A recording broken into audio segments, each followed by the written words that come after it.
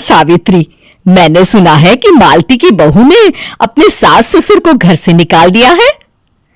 अब क्या कहूं, आजकल की बहुओं का कोई भरोसा नहीं है, कब क्या कर दें। मालती की बहू को देखकर कौन कह सकता था कि वो ऐसी निकलेगी। तू सही कहती है, आजकल की बहुओं को देख मुझे तो बड़ा डर लगता है। कहीं मेरी बहू भी ऐसी निकल गई तो। नहीं नहीं, मैं तो गांव की सीधी सादी लड़की से अपने बेटे की शादी करवाऊंगी। इस तरह एक दिन गायत्री अपने बेटे की शादी गांव में रहने वाली मीना नाम की लड़की से करवा देती है। ये लीजिए माँ जी, आपके लिए गर्मा गर्म नाश्ता और चाय। अरे वाह बहू, सच कह रही हूं, जब से तू इस घर में आई है मुझे तो बड़ा आराम है। तेरे जैसी बहू तो किस्मत वालों को मिलती है। का माँ जी, अब इतनी भी तारीफ मत करिए ना। धीरे धीरे मीना गायत्री की चहेती बन जाती है और मीना भी गायत्री को कभी शिकायत का मौका नहीं देती थी। फिर एक दिन, ये ले बहू, आज मैं बाजार से तेरे लिए साड़ी लाई हूं। साड़ी देखते ही मीना का मुंह लटक जाता है। का माँ जी, ये भी कोई साड़ी है? ना, मुझे तो बिल्कुल पसंद नहीं आई। अरे लाना ही था तो कोई अच्छी महंगी वाली साड़ी ले आती मेरे लिए। आप तो ये सस्ती साड़ी उठा लाई। मुझे नहीं ना चाहिए आपकी ये साड़ी, आप ही पहनिए इसे। अरे ये क्या बहू, तू तो आजकल कुछ ज्यादा ही नखरे दिखा रही है। मैं इतने प्यार से तेरे लिए साड़ी लेकर आई हूं और तू है कि उल्टा मुझे ही दो बातें सुना रही है। अरे माँ जी, आप अपने लिए तो बड़ी डिजाइनदार और महंगी महंगी साड़ियां खरीदती हैं और मेरे लिए ये सस्ती साड़ी ले आई। आप समझती हैं कि मैं गांव से आई हूं इसलिए मुझे कुछ नहीं पता। हाँ, अरे कुछ नहीं, तुझे शहर की हवा लग गई है बहू। इस तरह दोनों सास बहू में रोज किसी न किसी बात पर लड़ाइयां शुरू हो जाती थीं। एक दिन गायत्री अपनी कुछ सहेलियों को अपने घर चाय पर बुलाती है। अरे बहू, मेरी सहेलियों के लिए बढ़िया चाय नाश्ता तो बना दे। अरे माँ जी, अभी ना मेरे पास बिल्कुल भी समय नहीं है, मुझे ब्यूटी पार्लर जाना है। चाय नाश्ता आप ही बना लीजिए। हाँ, तू कब से ब्यूटी पार्लर जाने लगी है? शहर आए 2 दिन नहीं हुए और देखो महारानी के नखरे शुरू हो गए।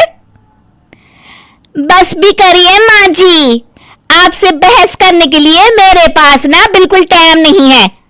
आपका क्या है, आप समझती हैं कि मैं गांव से आई हूं तो मुझे कुछ नहीं आता और आप जो रोज रोज मुझसे मेहमान नवाजी करवाती रहती हैं नौकरानी की तरह। मीना के कमरे में जाते ही, अरे ये क्या गायत्री, तू तो अपनी बहू की बड़ी तारीफ कर रही थी, लेकिन ये तो तुझे कुछ समझती ही नहीं। भाई मुझे तो लग रहा था कि तेरी बहू गांव की है तो सीधी सादी होगी, लेकिन इसने तो शहरी बहुओं को भी मात कर दिया। हाँ। अपनी सहेलियों के सामने अपनी बेइज्जती होते देख गायत्री आग बबूला हो जाती है। अरे क्या शहर और क्या गांव, मेरी तो किस्मत ही फूटी थी जो मैं इसे बहू बना के ले आई। भगवान जाने आगे और क्या क्या करेगी। अब तो मुझे कुछ ठीक नहीं लगता, तू जरा संभल के रहना, कहीं मालती की तरह तेरा भी हाल बेहाल ना हो जाए। अच्छा, अब हम चलते हैं। अपनी सहेली की बातें सुनकर गायत्री थोड़ी घबरा जाती है। अरे ये सुशीला क्या बोलकर चली गई, कहीं इसकी बात सच ना निकल जाए। दूसरी तरफ मीना सारी बातें सुन लेती है। अगले दिन से गायत्री अपनी बहू से कोई काम करवाने से पहले 10 बार सोचती थी। ज्यादातर काम वो खुद ही कर लेती थी। अचानक अपनी सास में आए इस बदलाव को देख मीना, लाइए ना माँ जी, मैं कर देती हूँ ना काम।